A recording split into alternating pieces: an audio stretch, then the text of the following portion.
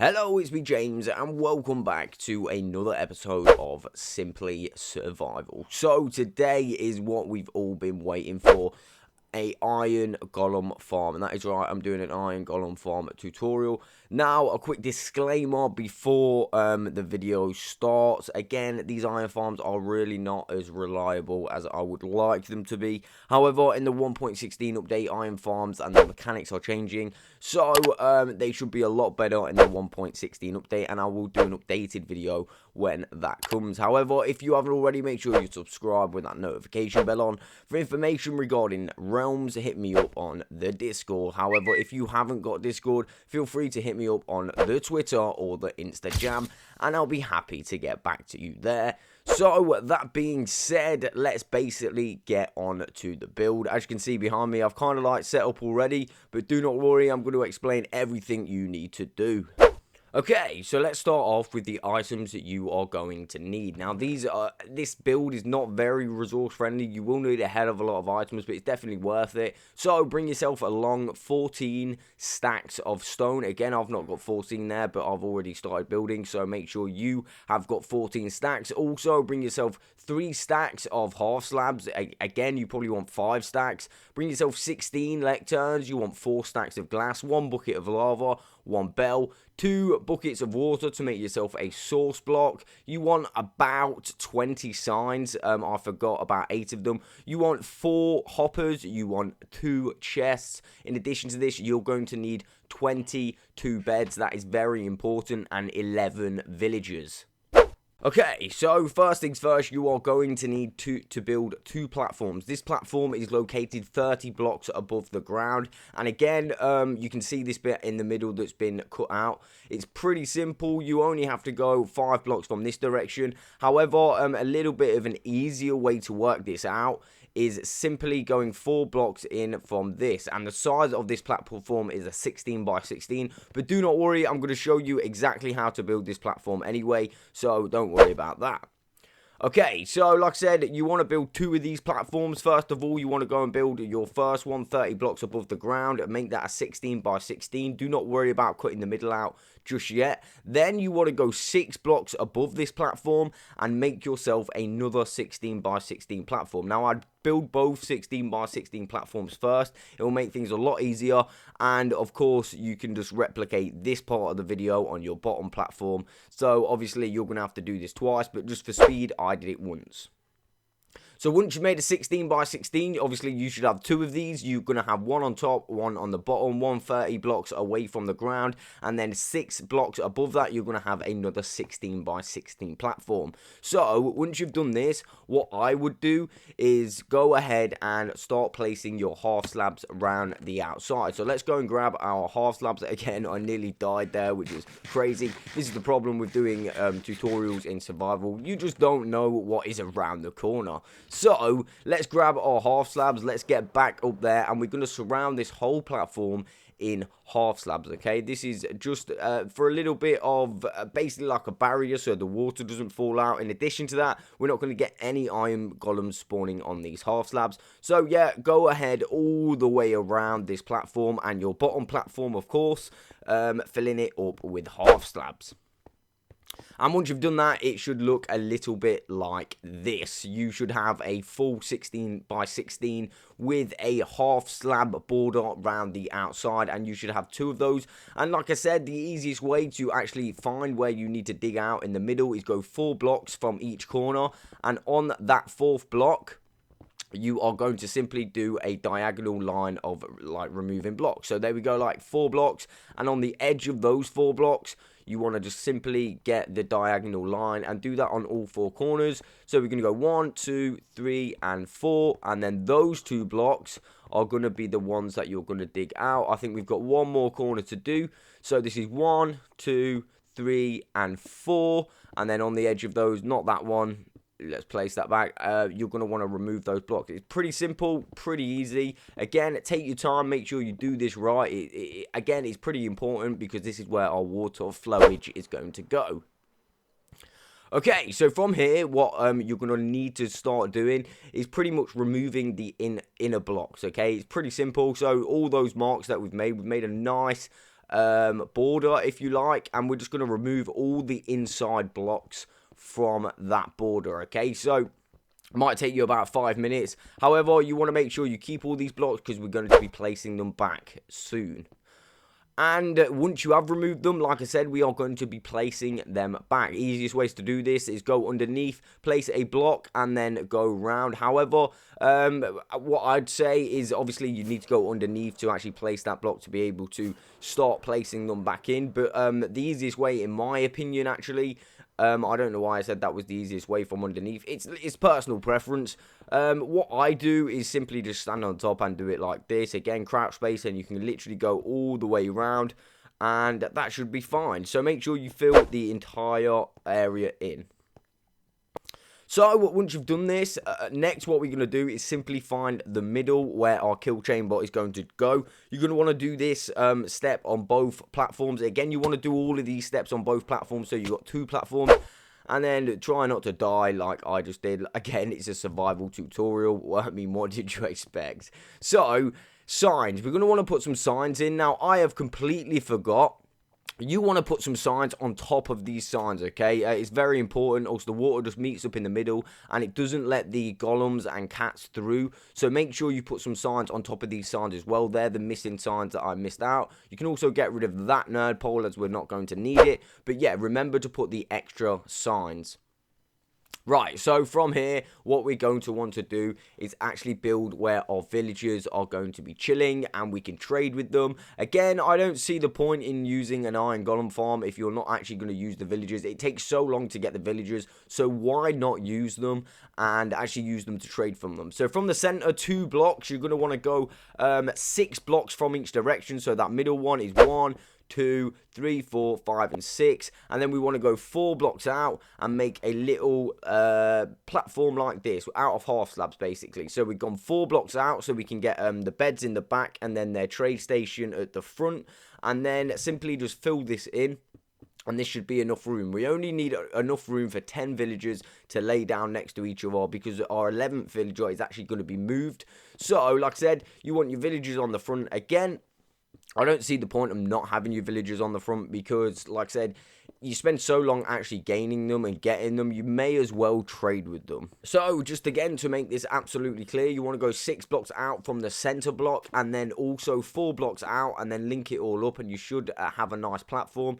Again, make sure you obviously put a floor on this platform for your villagers to chill on. And then what I'd also do on top of those half slabs that we've just placed is get some solid blocks and simply put a wall around it. This is going to stop any villagers from trying to escape, because we don't want any villagers escaping whilst we're doing this. That would be super, super annoying. And believe me, villagers are so, so annoying to move around and stuff like that. In regards to moving your villagers, which you are going to need to do now, I'll definitely go for the rails. Alright, so basically, before we bring our villagers up, a good idea is to actually sort out your kill chamber. For this, you're going to want to go to your bottom platform and simply bring this down all the way to your floor. Now, again, if you're really high up in the air, you still just want to go down about 30 blocks. And like I say, you don't have to use glass for this bit. You can use any material, any solid block. However, I think glass just looks a little bit nicer. So I'm just going to bring this all the way down to the bottom, and I'll be back with you. And as you can see, we have now brought that little kill chamber thing all the way down to the bottom, and we can actually add our chests, hoppers, lava, and also our signs. So first of all, we want to work out which way we want our chest facing. We're going to grab our chest. We're going to have to go on the outside for this one. Again, I'm using a double chest. You can use 2 double chests if you really want it. It's entirely up to you. So we're going to place a chest there and a chest there. We're going to break, obviously, these 2 pieces of glass. They're not really necessary. However, you could leave them there if you really wanted to, if you had those pieces of glass there, that is. So, then we want to grab our hoppers, and you know what we're doing. We're putting those hoppers into that chest. This is just a very simple collection system. Again, I've seen some really, you know, not really resource-friendly hopper systems that are using about 10, 20 hoppers, and yeah, I'm not going to build one like that, because that is just, in my opinion, you don't need to use that many hoppers. Just have them drop down here. I mean, iron golems themselves don't take full damage, but that is why we're going to put the lava in, which we need to do now. We need to go ahead and put our signs on. So let's grab our signs, 4 signs just for this bottom bit. Place them 1 block above the hoppers. As you can see, we've got 1 block clear, and then that block we're going to put them on. In addition to this, we want to obviously place our lava. Now, place your lava just above the hoppers, and they should go all the way around. I mean, you could have a couple buckets of lava just to make it look neater. However, 1 will do the trick. So, yeah, like I said, by this point, you want to have your villagers up there. Again, you can bring them up however way you choose to do it. Me, myself, I brought them up using rails. Again, I definitely use rails if I were you. It's a lot easier. It does save a lot of time. And believe me, villagers are proper disobedient. So yeah, you just want to make sure that you're in control of them. Make sure you've got all of your villagers up here, okay? So you want 11 villagers in total up here, and basically we need to wait for the night time for these guys to go to bed. We're going to place 11 beds down and obviously let them connect to the beds, and then we're going to deter which one is our leader of the village. Now that requires us to log out of the world just to double check, but I'll show you when we come to that. So first of all, what we need to do, like I said, we need to grab some beds. So I'm just going to empty my inventory quickly like so, and then we're just going to I'll grab my spade back. We're going to grab 11 beds. Now you see here I grab a number of beds. You don't need to grab all of the beds. It's just going to take up slots in your inventory. You don't want to add all of these beds yet. So yeah, you just need 11. And these are the 11 that the villagers are going to use. And again, this is perfect timing. You're going to have to wait for night time when you're in survival, and you want to grab those beds now and simply just place them down so the villagers connect to them and go to sleep. This is going to give you a lot more control over finding the leader, especially at night, because obviously they're all going to be trapped and they're not moving around like so. So it's going to give you a lot better visual indication of which one the leader is. So just make sure you do it like this. Again, it might take you a little while to place the beds because, like I said, the villagers are super disobedient and they are being a big bad at the moment. But soon enough, you will get them all to sleep. And when you do that, like I said, you are always going to have a disobedient villager. This one is so annoying. I mean, I must be waiting here for about 5 minutes trying to get this guy in. I'm going to have to destroy this bed. And even still, look, he doesn't want to go into the bed. Again, you will get a disobedient villager. And if you do not fret. This guy will eventually go to bed. I mean, how long does it take? I mean, it just literally moved away from his bed. Come on, man.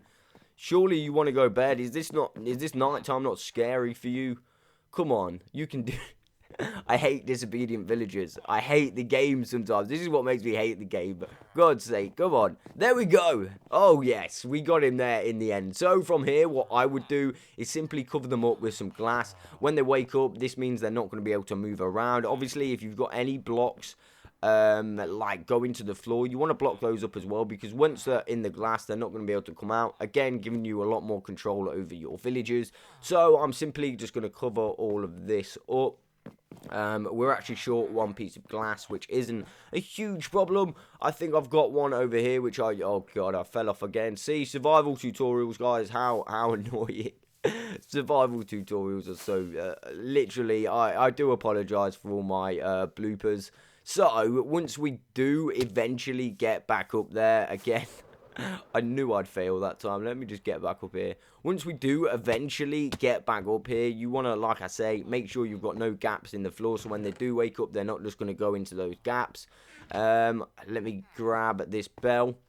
And what we're going to do is basically place the bell, and this bell is going to tell us which one the leader is. So when we place these, you're going to get these green particles, right? And then when we break it, some of your villagers will get anger particles. This is an indication that they could be the leader. So to deter which one is the actual leader, you want to keep placing and breaking the bell. You will see the green particles when they connect to it, and you will also see the anger particles over a villager. Now, some of them will stop, and some of them will stay the same, like this one has stayed the same, so I'm pretty certain that this one is the leader.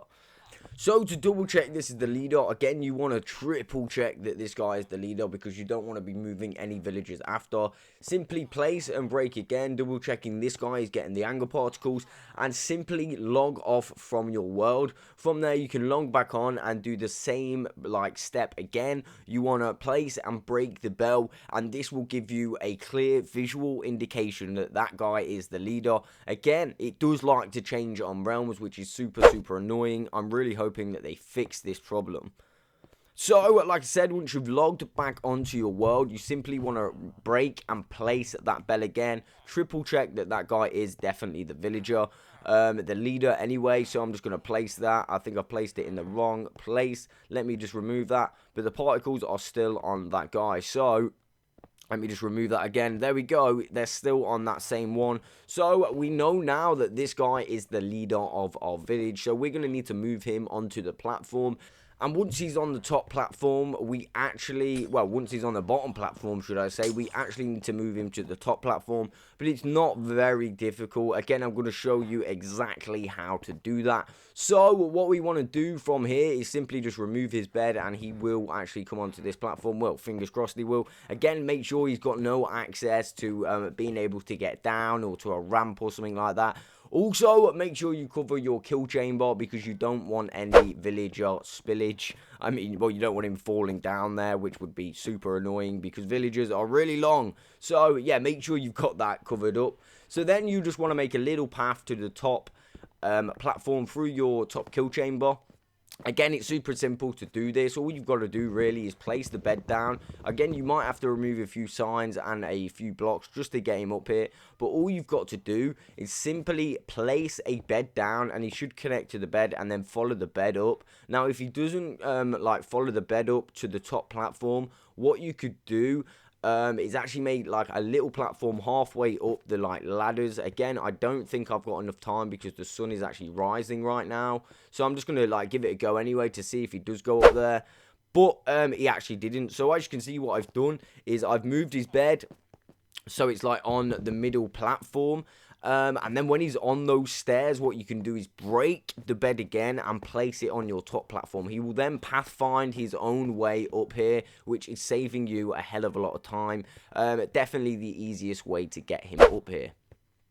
So once he's up here, again, you want to cover that kill chamber. You do not want any villager spillage. So from here, what we're going to do is actually make another little path about you want 3-4 blocks up like so, and he's going to be sitting on top of that fourth block. So you want to place like a double block there so he can simply get his bed placed there, and then make a little stairway up so he can actually get up as well. In addition to this, you're going to need 2 pieces of glass for when you finally place the bed on those 2 blocks. Again, I completely forgot about these, but I do actually go and get some, so make sure you've got 2 pieces of glass with you at this point as well, because we want him to be trapped on top of that bed once he's up there, and we don't want him to move around, which would be super annoying. So again, you just want to place your bed on these 2 blocks up here, which is 4 away from this bottom bit of the platform, and you just want to wait, maybe give him a little nudge for him to actually pathfind his way onto that bed, and he soon enough will actually do it.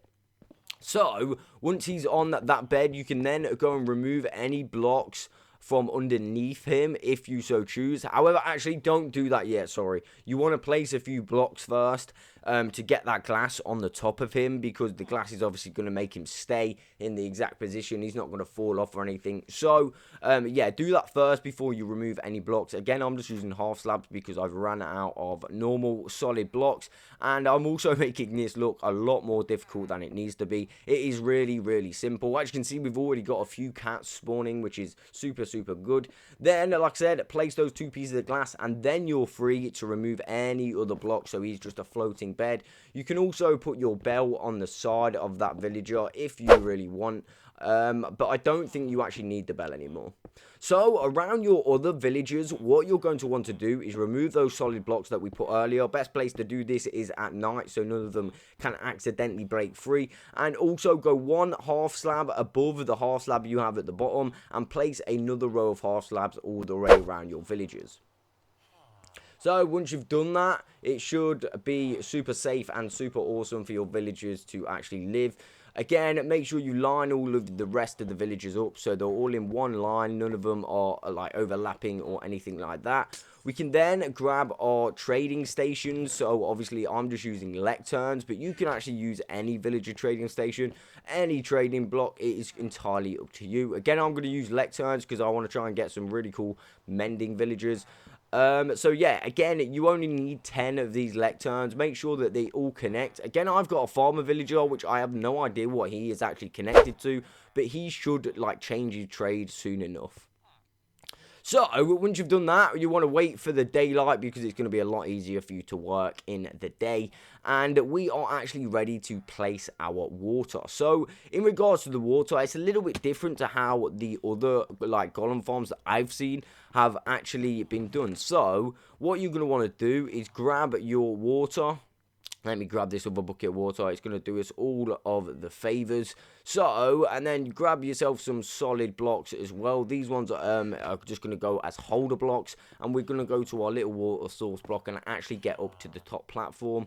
You want to obviously start the water placing on the top platform. Now, you're only going to actually need 4 buckets of water per platform, which is, again, water friendly. I know that water is pretty much infinite, but normally you have to place loads of water, whereas this time you only have to place 1 bucket in each corner. Again, this water will flow out to here. What you're going to want to do is remove these 4 blocks. Once you've got 2 buckets of water in each corner and they meet up, well, I'll show you now. Let me get this other bucket of water, place it here. Again, I want to be really clear about this bit. You want to let it flow and you'll have these 2 blocks that don't meet. You then want to remove these 4 blocks like so and then simply replace the blocks, okay? All you're going to want to do from here, again, I've actually put blocks underneath, which is a good idea. You don't want to put that block first. What you want to do is place the blocks nearest to the corners first. So that one, and then that one, and then again, not that one. I don't know why I keep placing that block there first. Again, I'll do this again so you know exactly what I mean. You want to place that block. Let me just place it again. So you want to place the one nearest to the corner first, and then the one in the middle, and then obviously the other one in the middle, and that will change the direction of the water so it all goes towards the middle.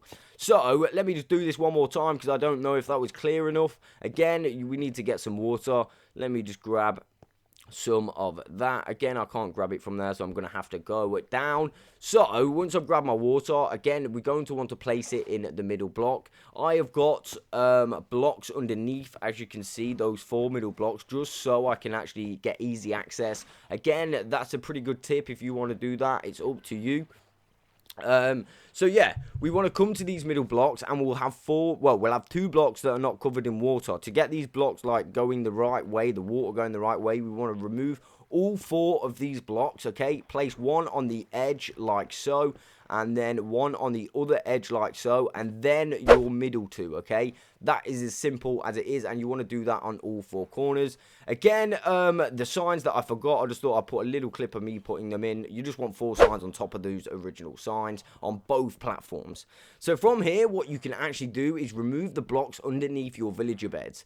And then once we've done this, what we're actually going to do is start like placing our other 11 beds. Now, obviously, 11's an odd number, so you're going to have 1 in the middle. Again, I would put it side on, whereas I put it long ways here, and it doesn't look that good, and you want it to look like decent. All you're going to do as well is make a platform directly under the original beds that you've already got placed, and place the beds there. That should be super fine for this build. And again, I'm going to place the last one like this. However, I'd place it the other way around so it looks a little bit more symmetrical. And you can also get it bang on for the center of the farm. Once you've done this, you can remove all these half slabs or blocks or whatever you've used for the platform. Because we just want to double check no cats spawn on there. And that is the build complete. Again, I've waited for about 15 minutes and I've had 8 pieces of iron, which is the equivalent to 2 iron golems, which is alright. I mean, it's not all that bad for saying it's only 15 minutes. Again, like I said, the rates on these things are not amazing. However, this is the way that I would go about building them. Again, I'm pretty sure we'll be able to modify this in the 1.16 update. so it does still work and stuff like that. And then obviously in the 1.16 update, that is when we're going to get the most of the iron golem farms. Again, it's just around the corner, so we haven't got that long to wait, but I do hope that this tutorial helped you out. Again, I know a lot of people have been asking for this recently. Also, I want to say a massive thank you to everybody who's been supporting my channel at the minute. We recently hit 25,000 subscribers. I'm super hyped for that, and I am literally I'm not going to stop posting content. I'm going to keep it going as long as you guys are enjoying it. So that is literally all I've got time for today. I will catch you on the next one.